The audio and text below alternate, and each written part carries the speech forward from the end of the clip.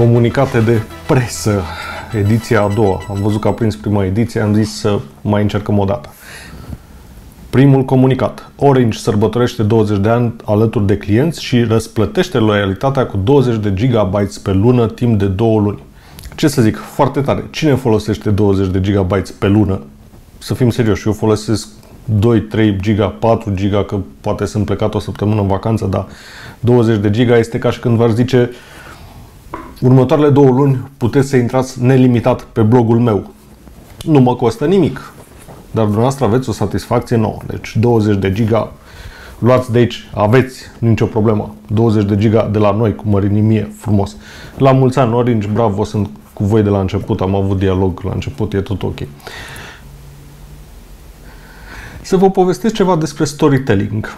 Umblă vorba în târg și în luna asta PR-ului și a marketingului că storytelling-ul este important în momentul în care dai un comunicat de presă sau vrei să scoți un nou produs pe piață, dai o poveste. Chestia asta s-a interpretat la noi ca fiind niște comunicate de presă cu cuvinte pompoase, cu suflet, cu trăiri, cu chestii de genul ăsta. F64. Ordonanță de vacanță, grațieri de până la 40%. Să mă iertați, dar eu mă gândesc grațieri automat asociez cu pușcăria, deci F64, pușcărie, mi se pare... Și asta să te legi de politică ca să faci... Apropo de asta, eu tot urmăresc un aparat foto care costă o tonă de bani, cum ar veni. Rezistă prețul ăla foarte bine. Rezistă acolo, stă într-un colț în fiecare seară, nicio problemă. Politică și promovare, ordonanță de vacanță. Grațieri de până la 40%. Ceva campanii de reducere. HMD Global are plăcerea de a vă invita să sărbătoriți împreună lansarea noilor smartphone-uri Nokia și a variantei moderne a telefonului Nokia 3310. Îl am, mulțumesc, sunt foarte așa. Evenimentul va avea loc miercuri 7 iunie la Beans, azi 7 iunie, Beans and Dots la Palatul Universului, nu știu ce, număr așa, începând cu ora 10:30. Este 10:36 acum când filmez. Să sărbătorim împreună, mă bucur pentru voi. Da, sărbătorim împreună. Secretariat, am un mail de la secretariat Dacia Classic. Dragi jurnaliști, dacă vă aude vreun jurnalist că mai făcut jurnalist, nu o să mai promoveze nimic. Între orele 10 și 14 pe pietonal Ștefan cel Mare vor fi expuse 30 dintre cele mai frumoase Daci istorice românești. Presupun că se referă la Iași, nu scrie orașul. Pietonal Ștefan cel Mare. Că organizatorii sunt în Iași, da. Deci, printre ele Dacia Estefet 2000, Dacia Taxi Columbia, un Renault 12. Deci la Iași, în data de sâmbătă 17 iunie, între 10 și 14, pe pietonal Ștefan cel Mare, puteți să vedeți niște Daci drăguțe și vechi.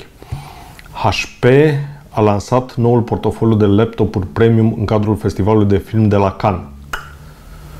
Am luat un laptop, vedeți și noastră cum arată. E un laptop HP, care, în fine, e un laptop, nu are nimic deosebit. Noua generație premium a laptop Envy X360 și Envy vine cu performanțe, designul și inovația conferă puteri sporite generației actuale de creatori de conținut digital, astfel încât aceștia să continue să inspire lumea într-un mod unic. Acum îmi iau. Ok, da, deci au lansat la Cannes și-au făcut un stand la Cannes. Salut Răzvan, eu sunt Ana și îți scriu din partea echipei Rocano The World. Rocano.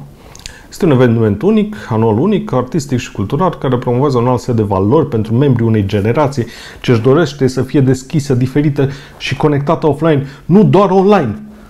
Este un alt fel de festival organizat în memoria Ioan Dan Niculescu, zis și Roca, evenimentul fiind conturat în jurul conceptului de sharing, promovând principiile care le nu știu ce.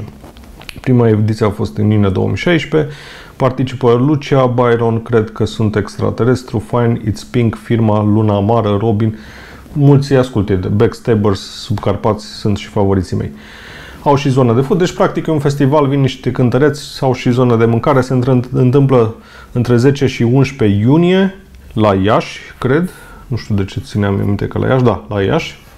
Și remember, the sharing is caring. Na, v-am share-uit. Deci tot la Iași, între 9 și 11 iunie, aveți un festival de muzică și mâncare. Samsung aduce în premieră tehnologia Gear VR Latif în spațiul Infinitiv. Samsung Electronics România aduce în premieră tehnologia Gear VR în spațiul Infinitiv în cadrul Festivalului Internațional de Film Transilvania, ce va avea loc la Cluj-Napoca, în încinta fostei case de modă, perioada 30 iunie, nu știu ce. Susținut de Samsung Gear VR, propune celor prezenți o serie de experiențe inedite ce au la bază realitatea virtuală, prin care orice utilizator este provocat să experimenteze dimensiuni ce au fost inaccesibile până acum. Da, deci au Samsung Gear VR undeva la TIFF, undeva la Casa Modei, așa. Da, astea au fost comunicatele de presă de astăzi. Sunt curios care sunt reacțiile voastre, dacă are sens să mai continui sau nu. Pe YouTube au fost aprecieri negative, pe blog au fost aprecieri pozitive. O să mai revin. Mie mi se par foarte fane și cineva trebuie să le citească și pe astea. Trebuie să o facă cineva, da? Sau să măcar să cei care comunică să vadă o reacție reală din piață la comunicatele lor și la acel storytelling cu suflet și cu reduceri și cu grațieri și cu... Vă mulțumesc, la revedere!